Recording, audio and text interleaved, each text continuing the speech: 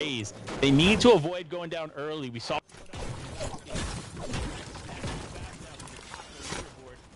there's so much left, so many points up for grabs here in this game. They can easily come back. Yep, jumping on over just in time to see the action. Zuko and Digital. Great off-spawn exchange between Clutches and Smucks to go ahead and get those two eliminations. Kytrex and Doritos versus Diego and Cyphers. I think this might be the third time we're jumping on board this fight and kind of taking turns being the aggressors here as Kytrex and Doritos is taking control of everything underneath. Diego and Cyphers holding on to the high ground, just collecting everything that they can as a Crow just gives them a little bit even more of the loadout to work with as you see it drop that epic striker shotgun for them to go ahead and use. Yeah, I think it's going to be interesting to say the least. I'm surprised we didn't see Diego go for it, but Cypress said, you know what, I'll pick it up. No big deal. Give me that epic shotgun. I'm going to take it. Don't even sweat. But Doritos here, day number 2, struggling to find their footing, I will say. They did exceptionally well there in day number 2, but still they're on the back foot here in day number 2. I mean, day 1 is when they had the success there, but day 2 is now when they're struggling. But regardless, it happens, right? This is the conversion we've seen of these teams. These top teams, these top performers from day 1, just not really getting their footing here in day number 2, which is interesting. This is not the normal trend we see here from NA West. Outside of Arkham and Epic Whale, of course, they always have a better day 2 than they do day 1. But these other teams usually perform pretty consistently across the days. Yeah, I like the way you said that, because if you look at our champions over at EU, Hen and Queasy, they were consistent throughout 2 days. Same thing with Booga and Miro, consistent throughout 2 days. So you could have that big pop-off moment, but still not have the points to match it at the end of the day because you don't have the consistency. That's why Kytrex and Doritos, they need to win this exchange, but Doritos and Kytrex are not going to win anything. I curse them yet again, as Cyphers and Diego will live to tell the tale. They will live to tell the tale. It's kind of interesting here what's going on. We got to break down here this engagement as Cyphers just diving down here, going for the fight. Nice knock there. That's where the fight converges here. And Doritos, unfortunately, going to go down there with his teammate. And look, that's where you got to be careful. You got to be careful because when you got players like Cyphers and Diego in your midst, you cannot let them get a single shot advantage on you. Already, you see Raze and Pars over towards Coney Crossroads. I don't see too much of Arkham and Epic, so they might try to get out of there, not want to waste their time like they did yesterday, but Victor and Blizzard are still here, and they're trying to eat, taking some high ground away from Pars and Raze, but that's no strange factor to them. They love playing towards the low ground, forcing people to make mistakes, but Pars, he's just trying to take it slowly but surely, layer by layer, but he's going to slow down a little bit, take his breath, and realizing, hey, we do so well at the low ground, we don't need to fight their fight. They don't. They really don't. They can. Blizzard and Victor having the high ground. They can see wherever Ray. They can refresh on these material here. Like they're in a really, really nice spot. So now it's just a matter of kind of waiting them out. Just waiting out the low ground. Sure enough, though, Pars, Raze, they are not in a good position here. They need to make a move and make a move fast. You see Pars kind of baiting here. Raze is ready to take some big shots there from a different angle. That could work out in their favor, but no.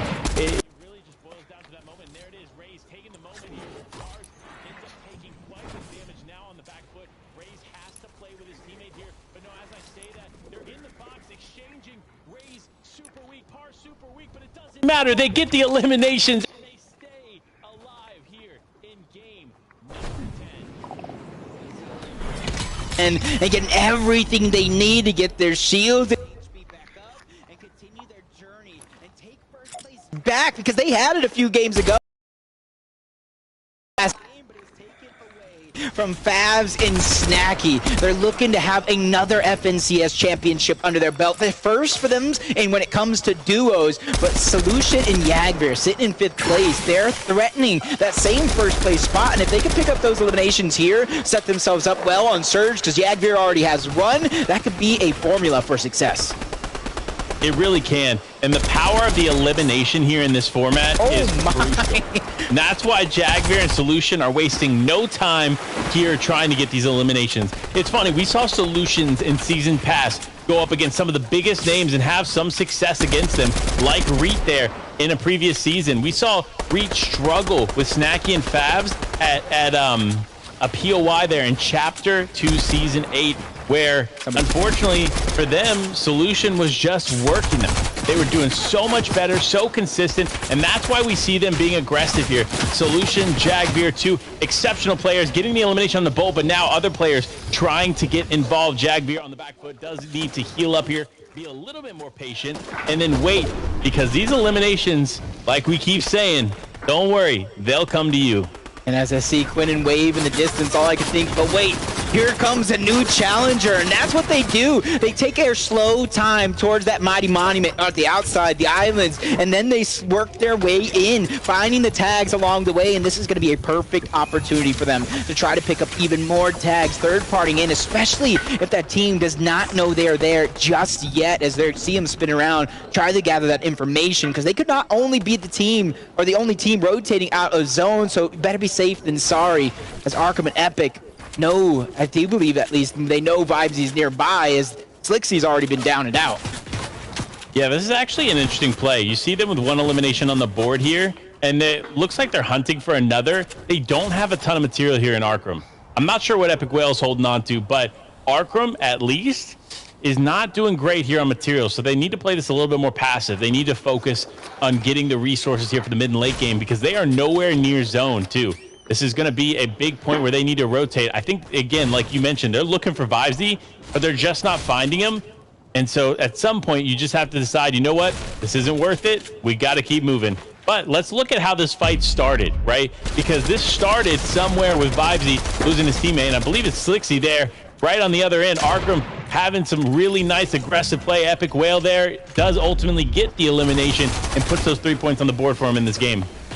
Yeah, it almost looks like they're just getting more aggressive on the outskirts teams. You kind of saw it start the day, landing a little bit outside Coney. They went directly south to get those tags. That started their championship campaign here on day number 2. But Wave and Quinn, we saw them slowly make their way out of zone into this spot here. And multiple teams here, so many shots being fired off, and they're just looking for now, gathering that information. Is it something they can disrupt? Are the tags there? Is any opportunity going to prevent itself? And for Wave, it definitely did, especially since he has the mythic MK7. That one is going to hurt for anybody that gets caught up. It really is. Listen, I know it's your favorite weapon, right? We got to talk about it. The mythic MK7, right? It's Jacob's favorite weapon here, and that's why he's loving Quinn and Wave here, being able to have that in their inventory. That could play a huge factor, not only in surge tags, right? But also in the way that this game flows in their favor. But speaking of games flowing in people's favor, it's Snacky and Favs. They're the only NA West duo to place top 10 in each game on the day. Keep that in mind. Let me repeat that. Snacky Favs, top 10 all day here in day number 2. So definitely the momentum shift they needed, which is why we find them here in the top spot as of right now. This is scary right here. This is scary only because Favs and Snacky, if they see this as an opportunity that they can take advantage of, they're going to set up some pre-edits and try to get aggressive to catch this team off guard. They're already setting them up. They're getting ready to try to take advantage of combat and Zays, who already, I believe, have a victory royale today alone. But Favs and Snacky sitting in first place, top 10 each game so far. They're doing it yet again. I told you they were coming. The pre-edits are underway. Zays is going to go down. Combat soon to follow as they find a way to get both of those eliminations. I sensed that one coming. I was a little scared and concerned. I was trying to shout at them from a distance, but they didn't hear me. Yeah, listen, sometimes you got to shout a little bit louder because, man, they did not hear that. Snag and Fast fully taking advantage of the situation. Really smart play on their part, but smart play on Dynamic and Rexy here. You see Dynamic using the second wall there as an added layer of protection while still trying to get the snipe there on that team in the distance. But a team, again, find themselves struggling here in day number 2. It's Pars and Rays. They are now not in zone. Zone 3 presents itself in 1, 0, and now it is a 2-tick storm. They have to use the bandages. They need to continue to move forward. And yeah, it might be required to use that launch pad. And remember, that launch pad is a vital piece of the end game. If you can save that for the end, it can help wonders there if you do not pull a zone. So for them to have to potentially use it here this early is definitely going to be devastating for the inventory.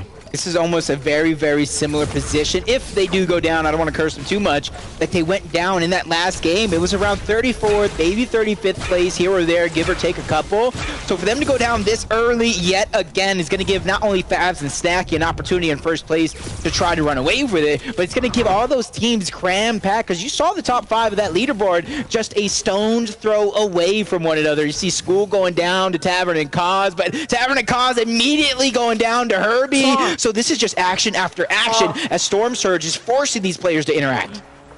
They really are, but fortunately here for Raze, it does look like he's going to make it in. He's got the med miss in hand. Not going to be able to have to worry about the heals too much, but as I say it, another team, they identify Raze and Pars are rotating in really late. Raze going to have to stop and use the med miss here, and this team, oh no, this team needs Storm Surge. You see the lightning fly through those builds. That means they are hunting, and it is Slick in Day. Slick goes down.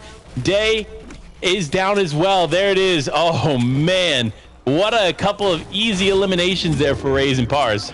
Yeah, and it was just an opportune time. They'd get some high ground, they'd be getting to try to heal up, and then these guys just come and give them all the loot in the world. So now, I think the only thing right now that they're lacking is maybe some HP, depending on how much is left in the med miss, because I know one of them had at one point or another.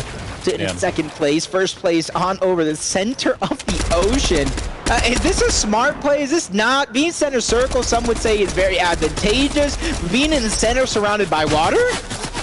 Yeah, I mean, look, now that you can build in water, right, like, it works, but it's still kind of a risk, right? Because most of these teams are not going to try to push out to the water and try to take any kind of positioning out there, which means for Snacky and Fab, they might end up being the target if the zone doesn't pull in their favor, so they have to be super careful. Psyrazor, though, up here by himself. Nico has gone down. He is going to take a moment, take a minute here, try to have as much health on him as he can here before he takes this engagement. Players just above hunting him. It's actually Show hunting him down.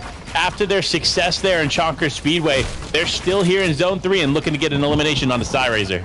Plenty of mats being used. He has 2 launch pads, so he could definitely try to disengage and get out, but see what action we missed as that one does slow down. Oh, it's how it started. Nico just going in, boxes a player up, but Itutu, was that him just quickly tries to turn and burn? No, it was multiple players in the lobby making him a target, but that's what happens. We see it so much. You go in needing that Storm Surge, other players are boxed up, waiting for that exact thing to happen. Yeah, you have to be careful. You can't take risks, especially at this point in the game. And unfortunately, that was kind of a risk of desperation, right? They knew that they need the surge tags. They needed to stay above that threshold. And unfortunately, it just didn't work out there for Nico. Nico going down. But it looks like, despite this not necessarily being the best gameplay, not being in zone much this game, they continue to... They've got a couple eliminations on the board. They continue to be able to heal up, which is really, really interesting. But it seems to be working. Yep. Sometimes you don't got to change up. Even though in your head you know exactly how to play, what to do. But if your game plan and your routes are working out for you, sometimes you don't want to change up anything too drastically. And see them kind of sitting in that center island that they've been able to build. But 1, 2, 3, 16. Oh my God. Okay. Much there right here. Fruity, bro. But they're not directly in towards center, so if that zone pulls towards the bottom, they'll still be in a good spot. Okay, bro. But the shots, they need to come through, right? You see them. They want to remain above the damage threshold, so every tag counts here in these moments. Snacky looking to identify which ones he can take with that. But move or something in game. But other players still left in the lobby, still needing to make some things happen, and it's Kenzo and Caleb that need to make some things happen, nicely getting themselves above the damage threshold, but they're not done. They really want some more shots here. They are not ready to give up just yet. That's why you see them now taking advantage of the loot that's here. But, of course, 119 damage above, it can still use some room for growth. And are okay taking those fights when it does present itself. Typically just like Please. Oh, I got you. Oh. Oh. You can leave? What? Alright. above the damage threshold. It's not something they have to worry about now, but might be something that floats in the back of their mind as We went Pars and right Rays over on the that right side. car. 78 above the damage threshold themselves. They have 2 What eliminations is and that? multiple resources and heals to use. Not the best of What did builds I by got any there? means, but for them and the way they've been See if I playing, got some on here. it's enough. Oh, I do got that one. But we won't know. I do got that one though, so. Let's get up in the car. Does look like Angel was able to get Now we the could be res superstars. to Nigel. But speaking of changes here, Or here. Arkham and an elimination Yes, I got away still from that man, bro. getting Elam Please don't tell me out. what to.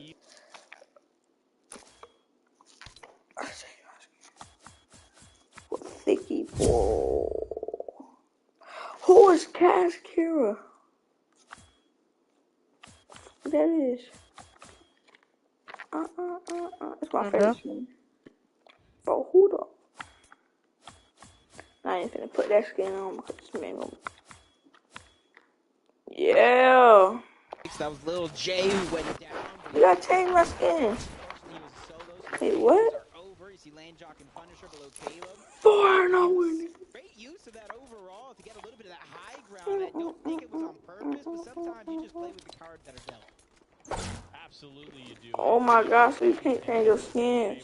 Getting a nice little Dang. They need to be super careful because of the different elevation points. So these people from Zone pools, we can ride a waking cars. Alright, kill these superstars. Stop being gay, bro.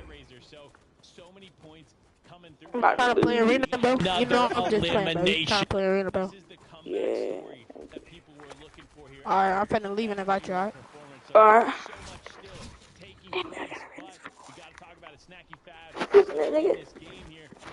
Faggot. Look, it's oh, got this. Almost by themselves. Very few players on that side. There might be Oh. maybe another duo. But it's going to be a great spot for them. Pars and Rays, a little bit of high ground. Not much to worry about as the zone continues to pull away. Another team in the Fortnite media. Manila's picking up an elimination. You got Towtide doing the best that he can. Hey, Bob. Hey, what? Six elims. Six. Talk about a comeback story. And you kind of see that Arkham and Epic have more elims in the first 2 zones.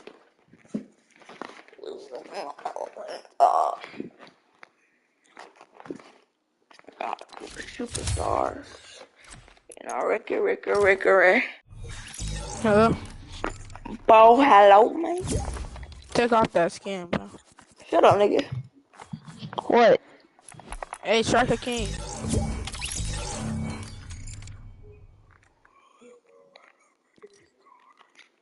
This nigga made me leave for nothing, bro.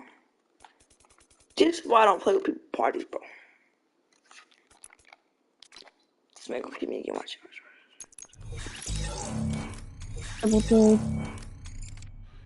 We were playing arena duos. It was like a whole 2 duos, and they were teaming. No, we're not gonna play. We're not gonna play arena, bro. We just gonna play this, bro. They were teaming on me. Oh my god, fucking mad and rage with it. He called me trash. I don't be calling you trash. I know, but if you playing arena, I mean, and you